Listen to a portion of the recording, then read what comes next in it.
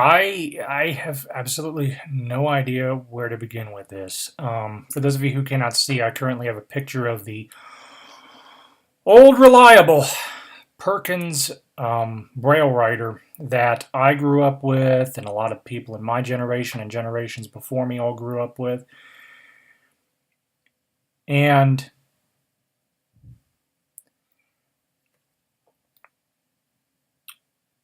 basically, a lot has um, come about, and it's all started last week when I was in the hot tub at my gym after a yoga class. And I overheard these two gentlemen talking, and one of them said, "The internet is the worst invention ever."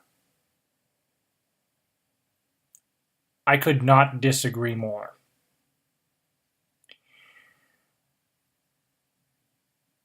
When you have limitations of any kind,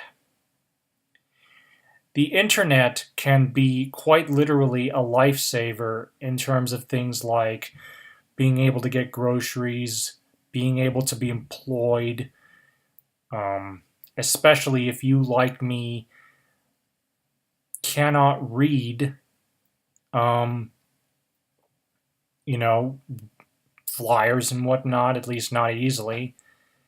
And these days, they don't really do things on paper anymore, which I'm going to be honest with you, I'm quite glad about that. I understand paper has its place, and it's always important to have a paper copy of things, especially if it comes to like official documents, say government, taxes, what have you. But in terms of how do I say this? In terms of a, do or die kind of situation, um, like for instance, if I go into a Taco Bell, I literally cannot read the menu. I cannot read the menu unless I have my monocular. But these days, I don't even use that because what I do is I will literally go to the website on my phone and take a look at the menu before I even get there. That helps to really speed things up because if you have a monocular, it's a you have this tiny little circle here. For those of you who cannot see, I'm putting a circle in front of my left eye. You have a very narrow field of vision here, and that can take time to study. And if you have a long line, you know. Um, so I've found the internet to be really a godsend, and even in the classroom. See, I didn't grow up necessarily with the internet. I wasn't born with an iPad in my hand because the iPad didn't even exist. Um, I was the type of person who, whenever I went up to my summer house, I always ran around outside, played with toys, played with Legos, you know. So I understand what it's like to grow up and not have the internet. In fact, I didn't even get the internet until I was in high school. Basically, last year of middle school, going on into high school, and to say that it's the worst thing ever, I think that was I think I understand where he's coming from. Um, because of the whole business about security, and I can understand there needs to be a balance. There genuinely needs to be a balance between usefulness and security. But while a lot of other people could probably toss away the internet and go back to using newspapers and whatnot, for people who are blind, the internet, as I said, can literally mean the difference between dinner and no dinner, being able to pay your rent. And I say that because it is so much more convenient to have a system where you know what's there and you can do things independently without needing somebody who is sighted for assistance. So back when I was growing up, um, I used the Perkins Brailler, and I can tell you that compared to things like this iMac that I'm recording the video on, I mean, I could write a 20-page paper that in Braille could turn into 40 pages. Okay? And think about this. If you're a student and you utilized the Perkins Brailler, then you'll know what I mean when I say you had to type everything out manually, you had to correct for your mistakes, then you had to have it handed into your vision teacher who would then transcribe it, and then you give it to your main teacher. And as a result, who knows, your assignment could end up being a couple of days to a week late, which I understand the whole extra time. I had extra time, and believe me, I took advantage of it when it was necessary. But what I'm saying is, if you compare typing everything manually out on a Perkins Brailler to being able to email it into your teacher or your supervisor or,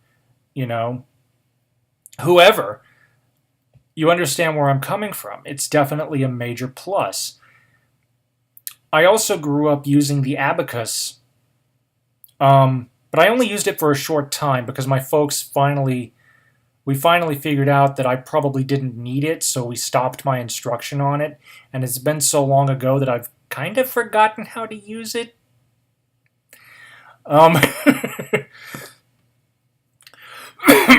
Excuse me. But no, having those manually, what would you rather do? Would you ever...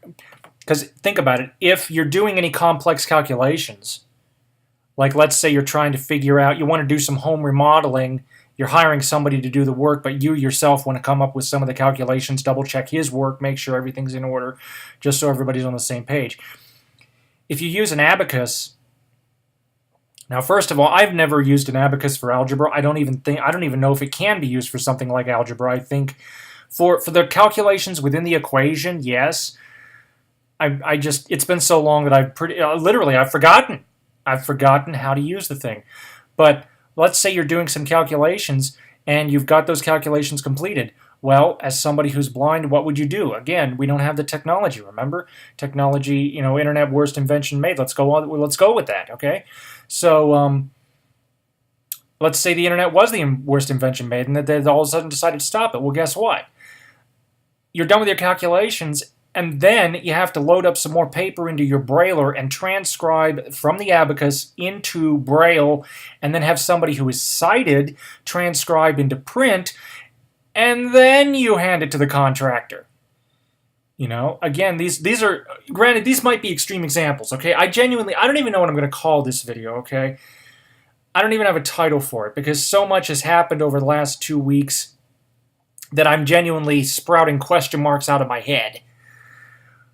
In terms of why I've decided to make this video. I mean, the internet being the worst invention ever? Really?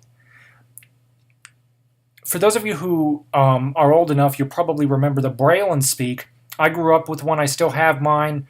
Granted, it's dead and we'd need to get a new power supply for it. But back then, you could hook it up to a modem, a separately available modem, get onto a bulletin board, and chat away. And of course, you've had things like America Online and whatnot. Back when I was in junior high school, okay, I met my first girlfriend using this email pen pal program that a university study was putting out. And I communicated primarily through email and AOL Instant Messenger. And if it wasn't for the internet, I would not have met her. This was good grief. It's been about 20 years. But the point is, it's either that or you go back to your Perkins Brailler and you braille out a letter. And who knows, the other person you're sending it to might not be familiar with Braille, and they may have to have somebody transcribe it. And guess what? What if you're saying something private in that letter? Nowadays, we've got much more modern equipment like the Braille Note Touch, which is an Android-based, what we used to call note taker, what nowadays would be called a blindness tablet, I think. And it's literally off-the-shelf Android with an additional, speech-driven quote-unquote skin. And for those of you who cannot see, I'm putting the quotes, finger quote thing. Excuse me. And this is literally because the time is now 6 p.m. As somebody who's visually impaired myself, if we can use what everybody else is using, we're all for it. I mean, if the school is using Google Docs, let us use Google Docs too. And thanks to things like the Braille Note Touch and VoiceOver on the iPhone, and portable Braille displays like the Brailliant BL18. This technology has literally bridged the gap. It has literally bridged the gap for many people, who nowadays, like, for instance, you could be asked to, hey, what have you heard about this game? It used to be like, no, I can't access this game. But nowadays you can be like, does the game talk? Is it accessible? Let me go on to my app store on my iPhone and find out. And things like the internet all help to make this possible. Interestingly enough, another thing that I read was, in speaking about the internet and this distaste for it, I read an article today on The Age from my Smart News app, which is an Australian publication. The Age is, I believe, an Australian publication. They were talking about how there's an increasing desire for this opt-out of technology. And this goes back to that business about the balance. I mean, I understand the fear, and I understand the need to protect people's information, okay? I am all for that. I am... Again, I ask, where's the balance, okay? I understand the need to protect information, and I'm all for that. It's one of the reasons I don't really post much of my own stuff on Facebook these days. I just share stuff. But at the same time, we go back to that example. Would you rather spend hours in the evening transcribing a piece of work, or would you rather spend that time with your family? As a sighted person, would you rather spend that time transcribing your relative's work from Braille into print for their teacher, or would you rather spend the time with your family? This technology literally has bridged, I said it before and I'll say it again, this has literally bridged the gap for us. And so, there has to be a happy medium. One of the ways around this that I could see is to type on a local word processor and save it onto a thumb drive, give the thumb drive to the teacher, and they can download it. But what if you need that thumb drive for another class? Or what if, for instance, if you're taking a class online and you're not even in the same state as the instructor? If you're in an online school or university, in that instance, needing the internet becomes absolutely critical. And a lot of people are wondering, well, wait a moment, why don't you just go to the university? What if you live out in the middle of nowhere and you can't get to the university? The internet can basically be the means for you to get an education. And if the school happens to use this kind of technology and you live in these conditions, as an example, well, obviously you can't drive down to the office and you can't mail a thumb drive in. That's going to take weeks. So there's got to be a balance between security and productivity. And while a lot of sighted students would be able to go ahead and backtrack to pencil and paper,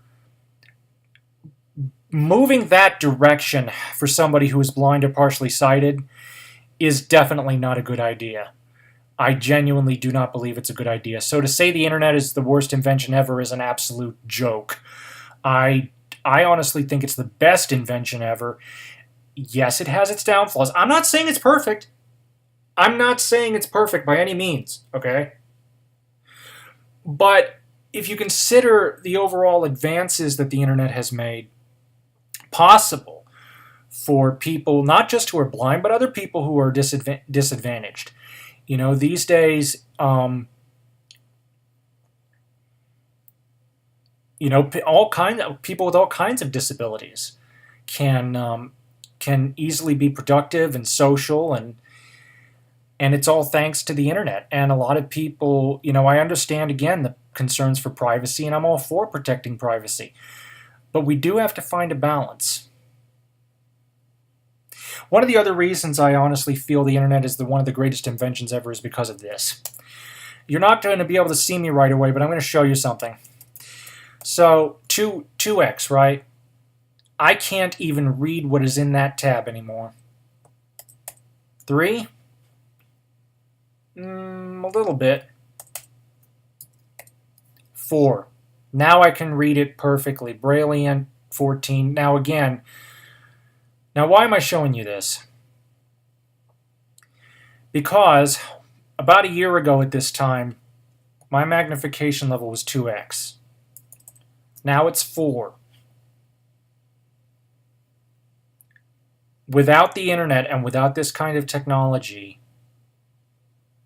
I would no longer be able to maintain access to information.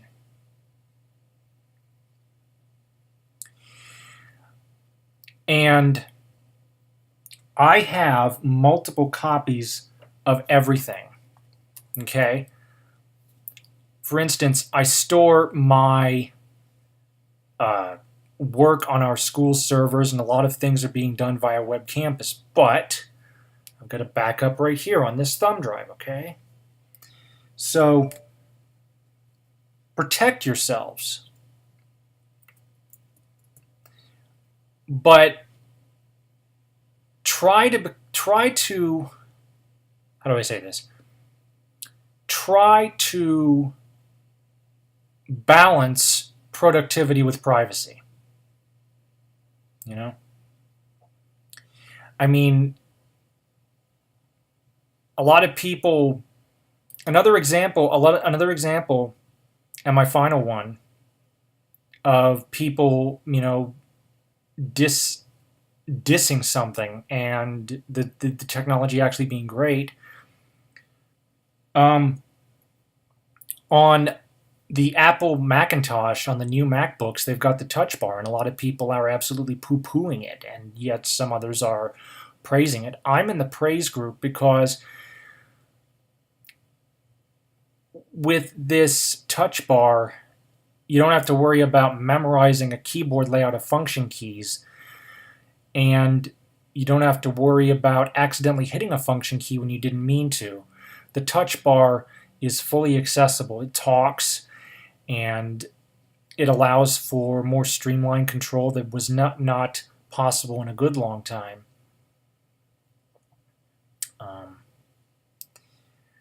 So, I just think that a lot of people, okay, everybody who's watching this, who is sighted, I want you to do something for me. I want you to close your eyes.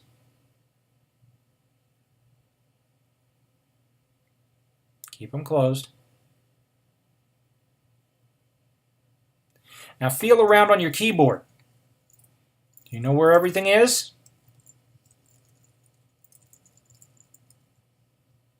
Not unless you really know your keyboard well. Like, I've got I've had some friends in the past who are still touch typists, or who are still hunt and peck typists. And I remember an old friend of mine. I told them about the Windows key, and they never heard, and they never really touched it. You know, what if you lost your vision tomorrow? What if you lost your vision tomorrow?